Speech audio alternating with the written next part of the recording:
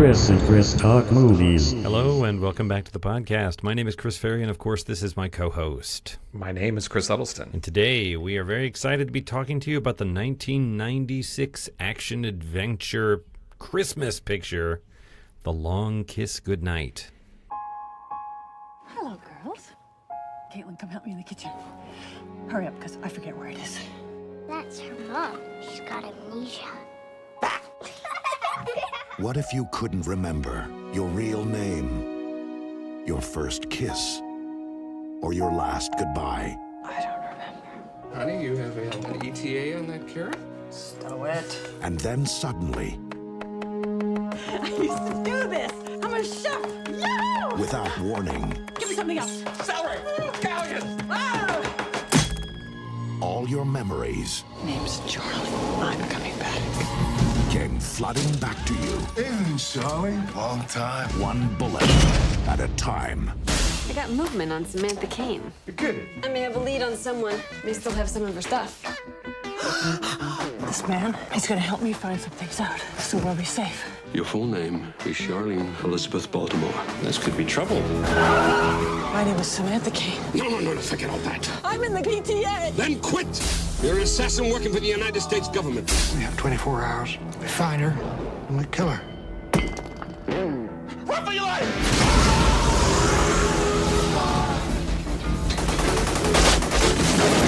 Charlie Baltimore's alive, sir. Who are you?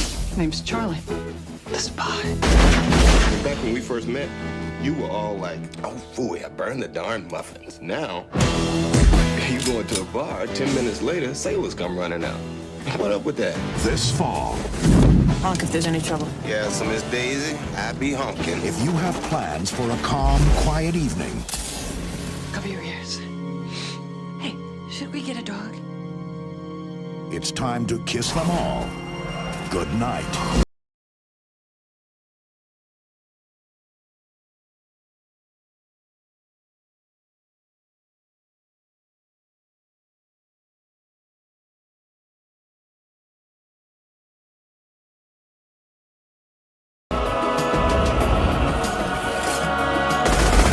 Geena Davis, Samuel L. Jackson, The Long Kiss Goodnight, directed by Renny Harlin. Do you have a synopsis for us, Mr. Huddleston? I do. This comes from Rotten Tomatoes. As you said, it is a 1996 film. It was directed by Renny Harlin, and it stars Geena Davis, Samuel L. Jackson, Craig Bierko, Brian Cox, David Morse, some other people. And their synopsis says, school teacher and single mother Samantha Kane lives an average suburban life until she begins having strange memories of unexplained violence and discovers that she has physical skills that she never imagined. Hiring private detective Mitch Hennessy to probe into her past, Samantha discovers that she was a well-trained government assassin who went missing after suffering a bout of amnesia, and that her former handlers want her back. All right, so we both had seen this. What was your... I think you said you had watched this before. What were your thoughts this time around? I had seen it before, but it had been a while. I really enjoyed it. It is... it's baloney. You know what I mean? It's like mid-90s action movie. Renny Harlin did Die Hard 2. So great big set pieces, things blowing up, people flying through the air, totally implausible plot twists and plot devices. But I thought Geena Davis was terrific. I thought that all of the cast handled the kind of, the script has a bunch of dialogue that is sort of, at the time, was sort of neo-noir, edgy, wisecracking stuff that I might normally associate with mid-'80s content, and sometimes I can really sound leaden, but I think that the director and the cast really handled it nimbly and ably. There were a couple of things that leapt out to me, like near the end, as we come into Act 3 and we're approaching the climax of the film. We spoil these movies, by the way. So if you don't want to be spoiled, then don't listen. But there's a truck that's going to explode, and it's been established that the timer is set. It's counting down. It's less than 30 minutes. It's going to blow up at midnight, somebody says at one point. So it's going through this into the middle of this small town is the intention where the terrorists are going to blow it up. There's a Christmas parade going on at night, right? Families, floats, children, like you'd see at 3 o'clock on I didn't really think Thanksgiving. about that, but that was sort of odd. It was at nighttime. And you're like, well, maybe it's 5 p.m. No, he said the bomb goes off at midnight, so it's 11:45 at night, and the whole town is out to do this big festive Christmas parade. But this is exactly the kind of thing in this movie. You're just like, you're thinking about it too much. Don't worry about it, right? I mean, why during a parade? Because that maximizes the emotional impact of a bomb going off in them, right? So the movie's just full of these little moments where if you think about it at all, you start to say, well, that's absurd. Yeah, the whole movie's absurd.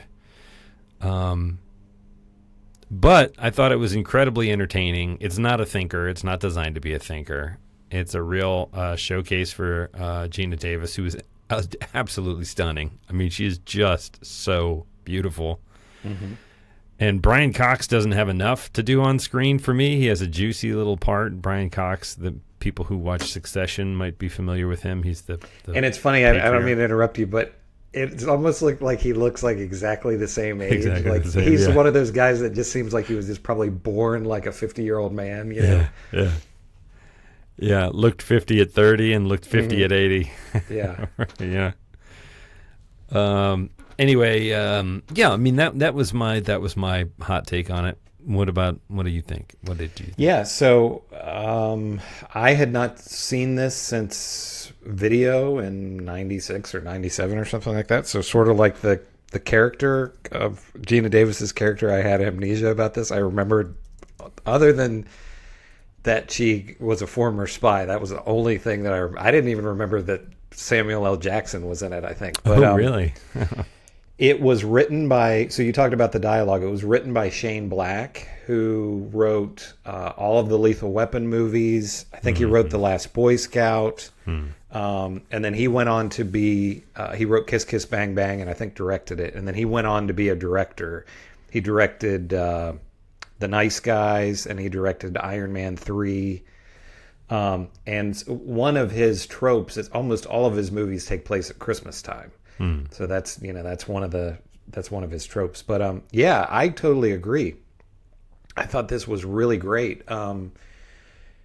As you said, Geena Davis. So I was, right before we got on, I was looking at the box office, and it did about 100 million worldwide, but it cost 65 million. So it wasn't really a hit. And this came 10 months after Cutthroat Island, which was a giant flop. So what I was reading, they said maybe, that kind of, and the same director, Renny Harlin, and the same star. So that maybe kind of tarnished this a little bit, but if it were today, I could see this being kind of like a Liam Neeson thing, where she's somebody who wasn't really known for action going on to be an action star, because I thought she was great. This was early in Samuel L. Jackson's career. This was probably like a year or two after A Time to Kill, which I think, kind of made him a star. But, I really like Samuel L. Jackson, but he's, become a little bit of almost a caricature of himself. He just shows up in things and does his thing or whatever, but he's really acting in this movie. I really liked his character, and he did a great job, I think. And as you said, it's you have over the top action and over top plot line, but you haven't gotten into, it's the pre-computer days, so these are all, some of it, there's some green screen stuff, but a lot of it, it's real people doing real physical stunts, you know, which, even though it's unbelievable and over the top, it's still not somebody, you know,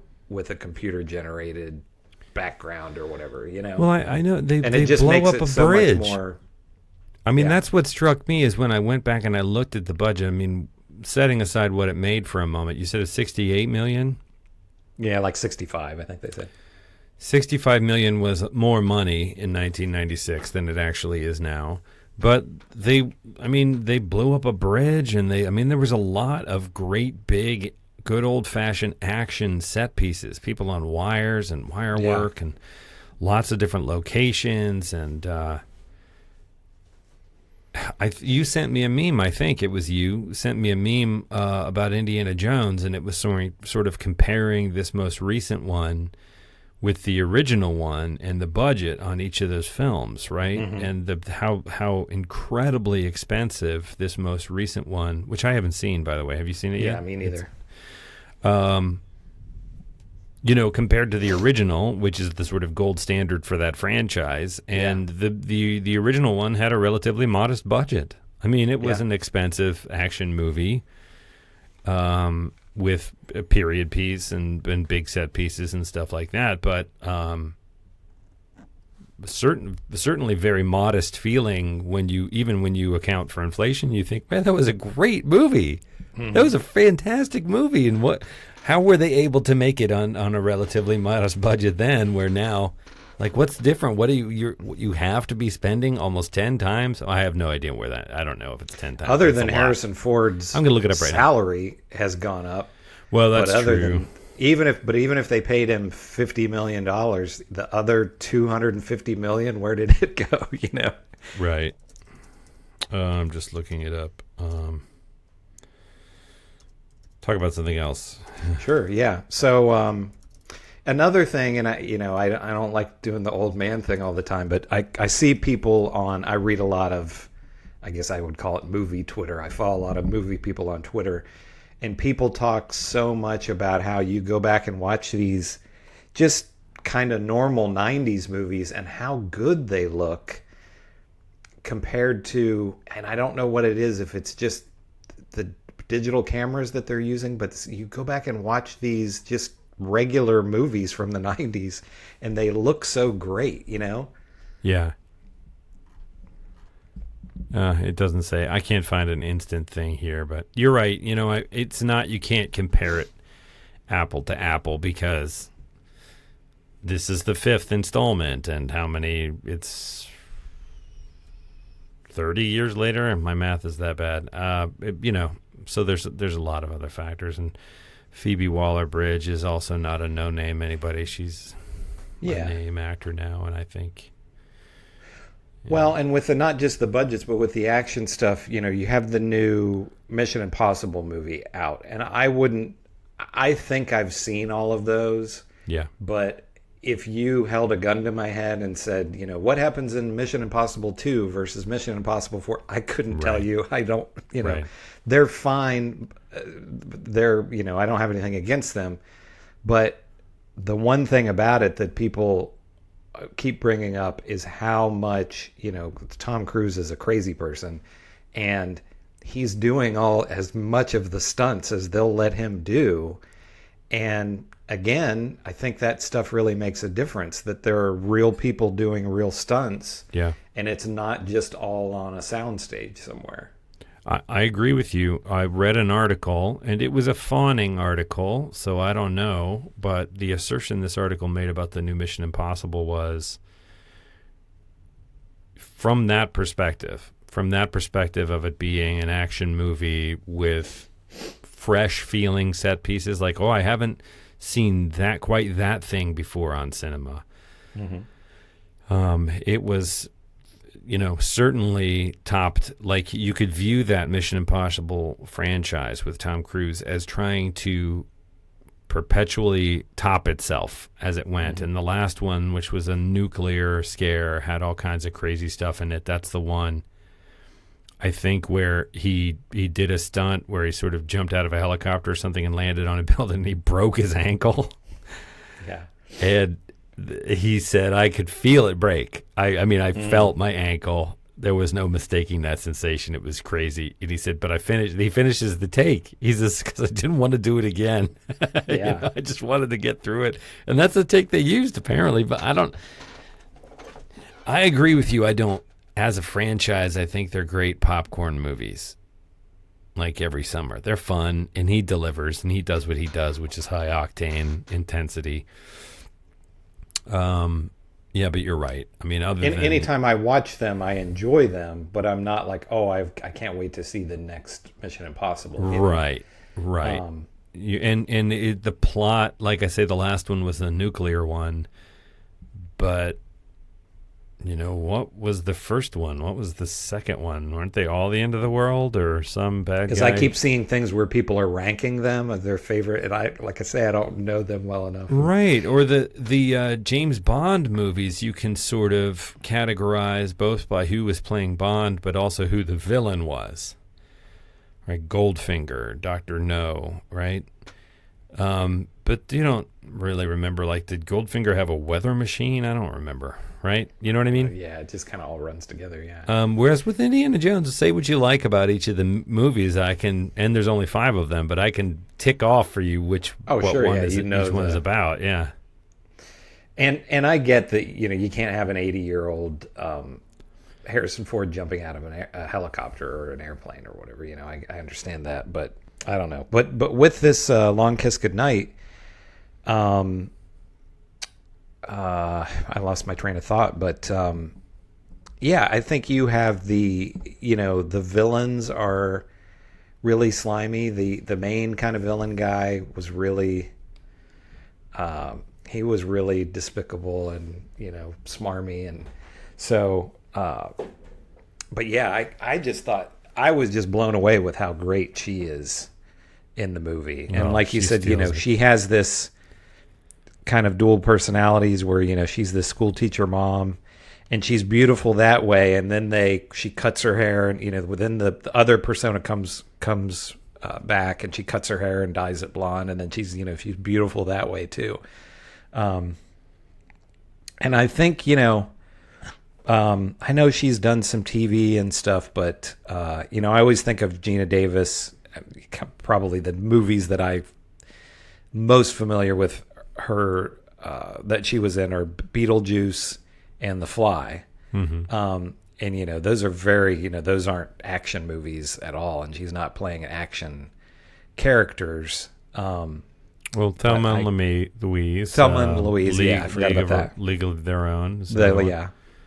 But you're right. Yeah, you don't think of Geena Davis as an action hero. And I guess because the movie didn't make too much money, and I saw one quote from Shane Black where he was talking about the movie not doing that well, and he said I guess he must have written the script for the studio, but he said they insisted on it being a female action star or female lead, and that maybe it would have done better with a man in the role, and that's something that's a difference from 30 years ago or whatever that maybe yeah. I mean, I guess still there's still people resisting that, but look at James Cameron in Terminator, right? Yeah. I mean, and he's famous for saying, how do you write a strong female character? Well, you just you write the best, toughest, coolest, smartest male character, and then you just switch the gender. You don't write it any different. Writing a female character doesn't have to be a different kind of hero. Women can embody all of the same, traits that we find positive in men. Just make it a woman. And I'm like, and people loved it. People love Linda Hamilton in that. I mean, she's amazing. And I think audiences don't care, what the gender is of the character, as long as the movie is good, because you've had... Yes. I mean, that's a great example is Terminator and Ripley and however many Alien movies and Kill Bill. And it wasn't a giant hit, I don't think, but did you ever see Atomic Blonde with Charlize Theron? I don't know that I ever saw all of that. There were a couple of action That's a movies really she good made movie. that I didn't really. Does she just That's a get really the good action crap film. beat out of her? Yeah. I did see that. Yeah. I was just like, oh my god. Yeah. It felt so real and painful. She was constantly taking ice baths, which was a more realistic portrayal of what that would be like, but.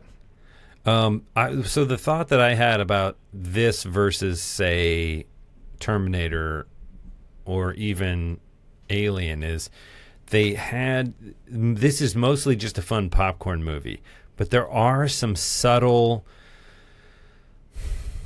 The fact that she's a woman does figure. She doesn't let it slide. There's a number of times when Geena Davis's character, whether it's the mom persona or the Charlie, the secret agent persona, comments on male expectation and the male gaze and male sexuality. Of course, there's several opportunities for Charlie, the secret agent persona, to exploit that in various ways, which she does, uses her sexuality as a weapon. But I thought that was, without it feeling like it was a preachy political thing, I thought it was smart of them to address, like she would do something kind of badass, like as she's beginning to remember who she is, she'd throw the knife, right? And then her whole family is standing there looking at her like, and she's like, chefs do that. She was like, oh, look, I'm a chef. Yeah. Chefs do that. Acknowledging, I mean, that's not the biggest example of it, but they're stunned not just because someone can throw a knife like that, but because mommy throws a knife like that. And then later, I had the thought that wouldn't have occurred to me when I saw this when it first came out. But now that I have kids of my own, and I'm older than the Geena Davis character was in this movie, but so she starts off as this school teacher, housewife, who's a mother of a little girl. And I don't know if they're married or if she's just living with this guy who's basically raising the girl with her. And that is her secret identity, that she got clunked on the head and she has just assumed it as her real identity. And all the other people in her spy world assume her to be dead too. And then as events transpire throughout the film, she begins to remember who she really is, which is a crack secret agent with all this deadly training. So when she finally reverts to Charlie and remembers that this school teacher is just an identity, Charlie resents. Was it Samantha? What was the other I think character? so, yeah. Charlie resents Samantha and resents the fact that she has a daughter and that she has these obligations. And Samuel L. Jackson continues to remind her of that. And I just thought that was one of the most interesting parts of the movie. That although this is about things blowing up and gunplay and wisecracks and neo-noir, there is this human through line of, she's supposed to start to come on to Samuel Jackson at one point, and he rebuffs her. He's like, I don't think this is about me at all. I think this is about you trying to get rid of your alter ego. And I thought, now, in what action movie would a red-blooded heterosexual man turn down intercourse with her? I mean, she is a bombshell. But Samuel Jackson's character does do the sort of honest thing, human thing, and say, this doesn't feel good to me. This doesn't feel right to me, Yeah. And I just love them sort of exploring this idea that past a certain point you have kids, and then there's a part of you, there's a part of me anyway, that occasionally yearns for that independence again that I had. It'd be great to just be able to go out to a concert tonight, not have to worry about getting a sitter or, you know what I mean? It's like before I had kids, I could do anything I want, but now, and I'm not, just for the record, I don't regret having children. I love it. But there is a part of you that you've taken this path and you kind of go, I remember when you were freewheeling. And that sort of resonated. Charlie is sort of resentful of these ties that her alter ego has gotten her into. Yeah. And, you know, there's a lot of action movies that don't have anything gesture in that direction even. But I think it made this movie richer.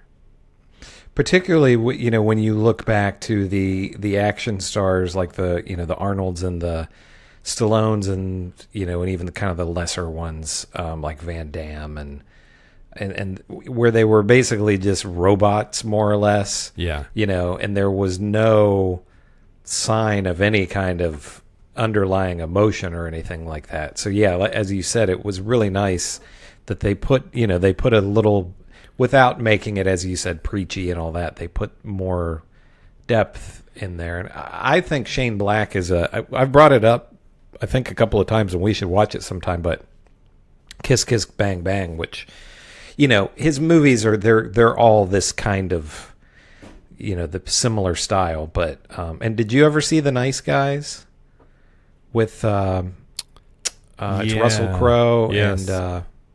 And you know, that was... Yeah, I didn't think that... Ryan Gosling, right? I didn't think that Ryan super Gosling, duper worked, but... Oh, okay.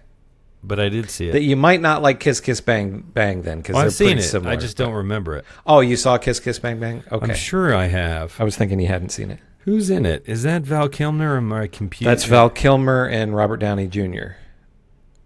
I've definitely seen it, but I don't remember it, so maybe we should do it. And Val Kilmer is a detective, I think, a detective or a spy or something like that. And Robert Downey Jr. is an actor. He's just a regular guy. And there's a girl missing or something. And it's the same kind of fast talking. Yeah, same kind of dialogue. Who done it? Like noir shenanigans. L.A. Like I say, right? All of his movies are kind of, you know, they're kind of similar in that regard. Yeah.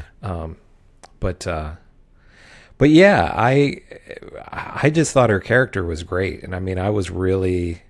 I had remembered liking this initially, even though I didn't really remember anything about it. So it wasn't like it was one that I didn't like it at the time, but, you know, maybe it'll give it another chance. But this time around, I mean, I would say it's one of the better action movies of the 90s.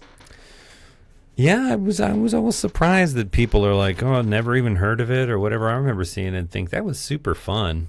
Mm-hmm. It's more memorable to me. Like, I couldn't really tell you what happens in Die Hard 2 or Die Hard 3 or Die Hard 4. I mean, I could give you probably a blow-by-blow of Die Hard, but all of those sequels, and this one really stuck with me. There was a great monologue that I just said his name. Brian Cox. Brian Cox gets to do before he meets up with them. That monologue, I was like, oh, I forgot this monologue when he's talking about the dog. Yeah. Oh, so good. There's just lots of little joys in this. I think I'm just going by memory, but I think this was kind of one of these rare things where they actually released it at Christmas time. You know, a lot of these movies, especially action movies, will take place at Christmas time and they release it in the summer for whatever reason, which I've never really understood. But this actually came out at Christmas time, and I think it was the same weekend as Jingle All the Way with Arnold Schwarzenegger, which, you know, is kind of lesser Schwarzenegger, but I think it was a big hit at the time. You know, well, so he I was think a that megastar, sure. Yeah, I think that really hurt it too. Probably. Yeah. Man, it's such a different landscape now, isn't it? Because everyone still looks at this opening weekend number, but man, the number of... I used to go to the movie theater all the time. Yeah. And I haven't... Obviously, COVID is a big part of that, but in the past 3 years, I can count on one hand the number of times I've actually gone out to see a movie at the movie theater. Yeah. And... so it seems so strange to me that they're still like, oh, the opening weekend. I'm like, well, but nobody really knows where it's all going to land, right? I mean, sometimes things can stream, sometimes you can buy it. My kids wanted to see the Mario Brothers movie, and so as soon as that was available on streaming, I had to buy it. And I did the math in my head. I'm like, well, if I bought 4 tickets to the theater, and it would pay for this, so fine. But they didn't want to go to the theater to see it. They wanted to wait for it to come out on streaming, but they wanted it as soon as it came out on streaming. So, well, yeah, we talked about Indiana Jones, which I still want to see in the theater, and I'll probably go sometime this week. I would see that in the theater too. I also want to see the new Wes Anderson movie in theaters, because most of the recent ones I've seen, but it hits streaming the 11th of this month. Wow, really? So it's just like, yeah, and it's only been out for a couple of weeks, and it's, for a small movie, it's doing pretty well, and people are like, why are they releasing it on streaming this soon? Milk it a little let bit. Let it continue to make money for a little while, but I don't know. Yeah, you have to, a lot of people are kind of, I see a lot of people online kind of cheering this idea on, but you have to wonder at some point, does this theater model that we have right now collapse, and you go back, because, okay, you could make, for the cost of Indiana Jones, you could make $10-30 million movies, right. or make 5, lower budget movies or whatever, but they seem to be, $50-60 million movies, but they seem to only be interested in, either it's $5 million or it's $200 million, There's nothing really in between, and it's all cyclical, but you just wonder how, especially the number of big flops that we've had, that, because Indiana Jones appears to be a flop, and they're saying The Flash is, one of the biggest flops of all time, because it's going to lose like $200 million, and that seemed like kind of a sure thing, I was actually interested in seeing that movie. If it comes out on Disney or HBO, I guess I'll definitely watch it. I yeah, for sure. Just to see Batman return.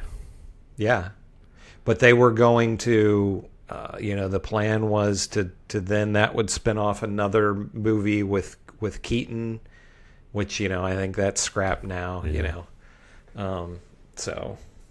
What are they doing? Yeah. It's just such a random car crash, like Crash Up Derby. Well, I think they, you look at movie history, and at one point there were, it was before our time, but how many Westerns were there? There would have been a time where probably you'd go to the movie theater, there'd be 4 or 5 Westerns playing or whatever. Yeah. And Marvel did so well there for a while, and there started to be kind of some chinks in the armor there, and everybody has tried to follow that model. And right, but there's only so many cupcakes you can eat. That's like Marvel put out. They started this incredible cupcake factory, and they're selling like hotcakes. So everybody built cupcake factories, and you're like, there's just not that much demand for cupcakes, guys. Everybody loves cupcakes. You get sick of it. I am sick of superhero. I'm sick of them. Yeah. Yeah. And I love superheroes. I love comic books. I need a break. I need something else. I'm like, it's got to be part of a regularly balanced diet. And that's the thing that I think, especially now when we're just in this hyper, movies are just widgets to the studios now, I think. And, people get bored of everything eventually. In the 50s, you had giant monster movies, that were popular. And you had in the early 80s when you had all the slasher movies, and, that lasted a couple of years and then went away, Right. So it's going to fall apart at some point. Yeah. But I don't know. But I would like to see more. I would love to see somebody making $60 million action movies, would be pretty cool. I think it can be done. I know it can be done. All of the same. With Indiana Jones, they were on location. They were out in the desert. They were all over the place. You don't even need to do that. I think you could make $60 million. That's so much money. You just need a good story. You need a really good story, and then that kind of money, if you need to crash a plane or something, fine. You can afford to do that on that much money. That's crazy money for car chases and gunfights and right. I mean, you can make a good action movie with a good story relatively inexpensively. You don't even need that much, if any. I think CGI is here to stay because it's such an incredible touch-up Sure, tool. yeah. You know, Yes. whether you're And there are a lot of colorizing good it things about digitally. it, you know. Yeah, you're going to shoot in digital. You're going to colorize it, and you're going to spackle it. You know, we cut a car in the background. You're going to take that out digitally, you know? But the idea of creating a sequence out of whole cloth doesn't need to happen, you know? Yeah.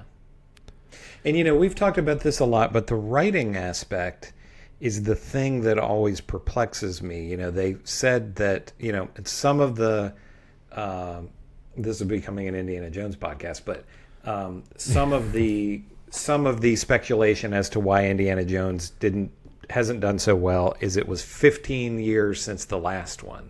Yeah. So a lot of your, you know, you've got the old guys like us that are going to go and see it, but to get younger people in the audience, some of them don't really know this character, you know, because they weren't around when even his last movie, which wasn't regarded as being very good, you know, they definitely weren't alive when the you know, original films were made. But, you know, they've said part of the problem was coming up with a script that they could all agree on. And I just, you know, I don't work in Hollywood, obviously, so I don't know how this process is, but it amazes me with all the great writers out there how the script aspect can be so difficult. You know what I mean? I'm not trying to say it's easy to do, but it's, you know, so many of these big budget films, the script is so weak. Yeah. And I just don't understand it, you know? Well, I think, I am not inside the industry either. I do think that there's formulas and algorithms that they're trying to honor because their goal is to get as many tickets sold as possible. So, yeah.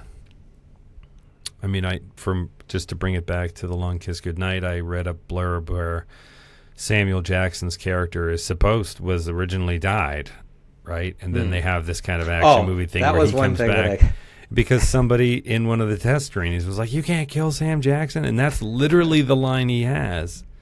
Yeah. Right? Doesn't he say? He's like, "That's right, mother effer, you can't kill me." And he comes busted out of the thing, and it's completely implausible. But it's action movie fun. You're like, yay!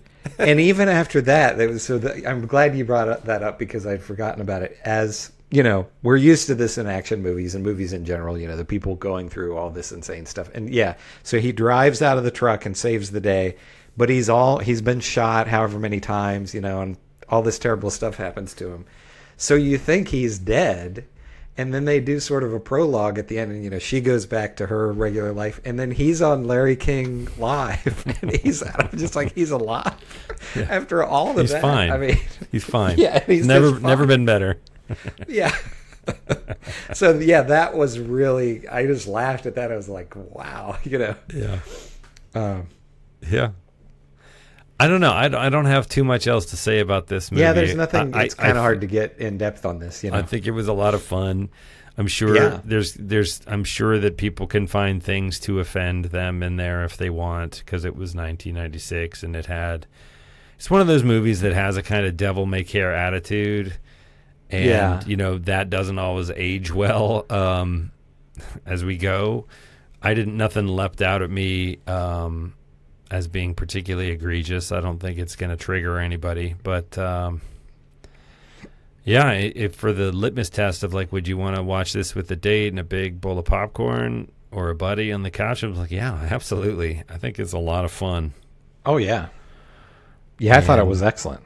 You know, it doesn't ask too much of you, and it kind of keeps going. It has that action movie thing where it's like, oh, it's not over yet. There's another 40 minutes. Wow. And then those are exciting 40 minutes. You know what I mean? Like it keeps, you think this is the climax, but no. And then there's another, and it's like, oh, this has got to be the climax. And you're like, oh, no, they go on to another location.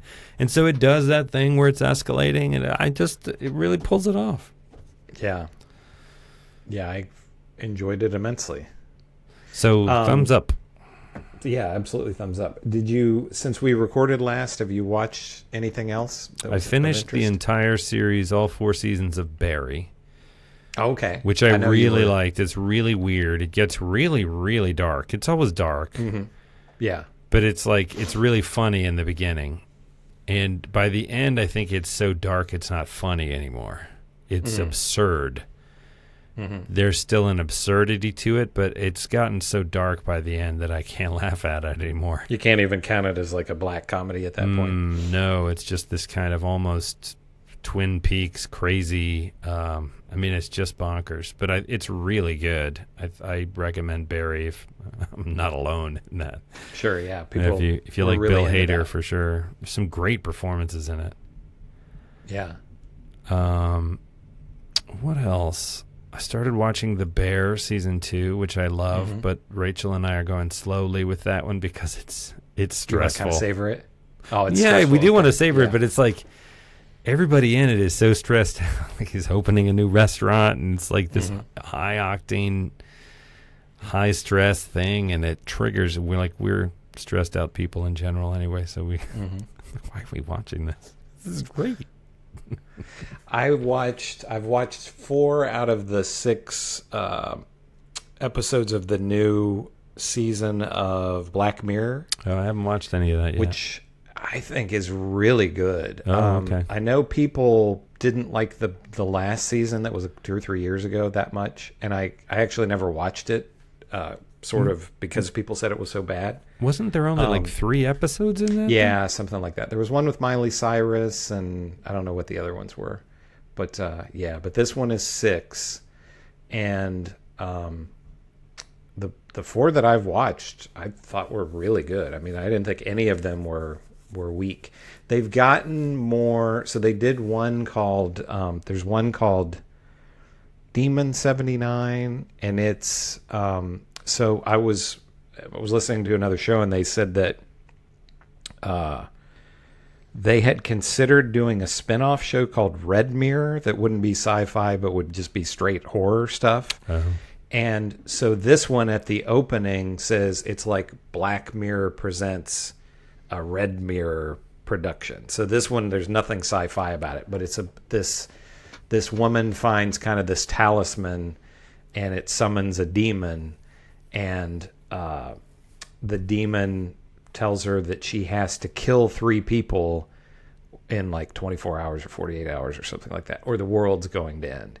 This one is funny, which they don't do a lot with Black. I mean, it's a comedy.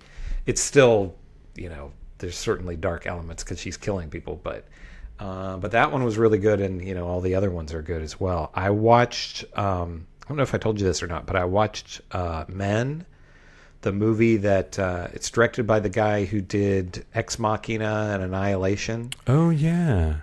And where all men are kind of these vaguely threatening figures. Yeah, or this woman, her husband has died, and you see flashbacks throughout the film as to what happened with, and you learn more and more as the film goes on. And to kind of get her mind off of things, she rents but she rents this house in the English countryside. And I don't know what the actor's name is, but she, like, the guy that owns the place, comes and is showing her around and everything. And, you see him. And then there's later, she sees another man. And then there's another part where she goes to the pub, and there's 3 or 4 men in there. And it's all the same actor playing all the men in the movie. They just give him like a different hairdo or a beard or something like that, and a different accent. So it's really interesting how it's portrayed. Now it gets I liked it a lot. It's the same kind of tone of his other films where it's it's artsy, and it gets very, very strange at the end. But it's a good movie. I mean, it's a lot of it is unsettling, because it's the men, like you said, are all kind of threatening. But I liked it a lot. I thought it was really good. But there is a branch of horror that, some of horror is a big tent. Yeah. Everything from the very bloody and the very graphic to the psychological, right? There's all kinds of different, and there's a big silo of it that is kind of hard to otherwise categorize. Like why? Mm-hmm. I guess you have to call it horror because of these kind of key elements, but that doesn't really feel like the point of the film, right? And there aren't jump scares and things like that per se. It's just unsettling, like maybe the fabric of reality is coming unravel. I'm like, it makes me uncomfortable and on edge, you know? And so you're like, well, that's not horror exactly, but what else would you call it? You know, it's not a comedy. It's not a drama. He does a really great job, and I don't want to spoil it if you don't spoil it. No, I'd like to see it. Yeah, but there's a part where she just, it's just out in the countryside, and she goes on a walk on this path, and that leads to a tunnel, and it's just out in the countryside, and she sees a man like off in the distance out there, and then she gets scared and starts to turn around and go back to the place. But he does a really even as a obviously it's much different for men than it is for women, but even as a man, you're out in a remote area somewhere all by yourself, and that could definitely be unsettling, and he just does a really as good a job as I've ever seen in any movie, without the jump scare and all that, but just she's alone out in the woods, on this walking path, and just sees this man standing there, who doesn't speak or anything, or and it's just really, really effective. Right. That just good movie. And then I feel like a threat. Yeah. Exactly. Yeah. And then I watched another one called House of Darkness. That it had to be pretty low budget. I mean, I don't know exactly what it was, but it's Justin Long and Kate Bosworth, which I didn't realize they're married. And it's just this guy. So Justin Long picks up this woman at a bar. Actually, he offers her a ride home, and she lives in this big mansion, and she invites him in for a drink and so on. And the movie is 99% dialogue. It could have been a play, because much of it is in the living room of this of this big mansion, and it goes to some different rooms in it, but it's just them talking, and then there are some other characters that you see later on, and then it becomes a horror movie in the last 3 or 4 minutes probably. Wow. And I won't spoil that either, but it's really interesting because, again, going back to the big blockbuster movies, this was 80-90 minutes or whatever of basically people just talking. And that's, that's unusual but very effectively done. Slow fuse indeed. A very slow and they're fuse. both they're both compelling actors. He's kind of playing the character that he's sort of, this sort of smarmy kind of, sarcastic guy. But it another really good, just small film. Cool. And then, did you ever watch more Venture Brothers? I know you started on Venture Brothers. I feel like I got all the way through it. I was gobbling them up there for a while. I don't know why I wouldn't have just finished it. Because they made a movie that hits later this month. I don't know what it's going to be, if it'll be on Hulu but I think it's the 21st. It comes out, and then I also didn't realize it comes out at the end of the month, a new season of Futurama, which will be on Hulu. No kidding. So, yeah. Wow. And Hulu, despite how, I haven't watched The Simpsons in years and years and years because it just seemed to get worse and worse. But Futurama, I always thought was pretty strong, Mm-hmm. It was able to have a lot more fun with social commentary. Yeah. The Simpsons definitely was mostly became about this idiot Homer Simpson and his family. Yeah. And they had some smart political writers, and things would sort of creep in as jokes from this left or right field. But Futurama always felt like the point was this future society, and the dope at the center of it was just every man, Yeah. So that's something I'll definitely check out. Cool. Yeah. So for next time, we had talked about another Renny Harlin and Geena Davis movie, which we've talked about before in the podcast, Cutthroat Island. Do you want to? Because I'm sure it's terrible. Yeah. If you watch the trailer, it looks expensive, confusing, and boring. That's what, and that's the trailer. So I'm like, if you can't make an interesting looking trailer, do we want to force ourselves to sit through it?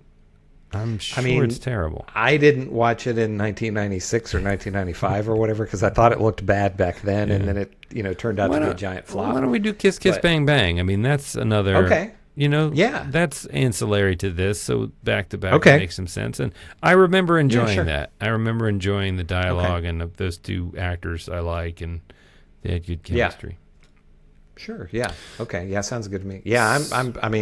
I'm not pirate movies are not something I'm like super. I didn't get into the Pirates of the Caribbean, and all that. So, yeah. I don't mind the genre. It's got to be a good movie. Right. You know what I mean? Pirates. I mean, sure. Historical. It's what 16-something, 1700, early 1700s. I don't even know the historical time that would be, but no. Later than 1600s for sure. Anyway, Kiss Kiss Bang Bang sounds good. Chris and Chris Talk Movies at gmail.com. That's our handle. We're on the socials. Like and subscribe. Yay. Thank you so much for listening or watching or whatever you're doing here with us. We appreciate you. We do. We're going to do Kiss Kiss Bang Bang for next time. Why don't you watch that one with us? And unless you have anything else to add. I don't think so. I would assume Kiss Kiss Bang Bang is pretty easy to find. Well, we should check that before we say it's definitely streaming. We never ever check it. I just type in watch name of movie online, and Google gives me like all the different places you can watch it. I don't see it anywhere free at the moment, but we could rent it for the standard whatever. Sure, I'm willing to rent it. Yeah. All right. That's Sounds what we'll good do. To me. Then, Alrighty. Faithful listeners, Chris and I will talk to you all next week.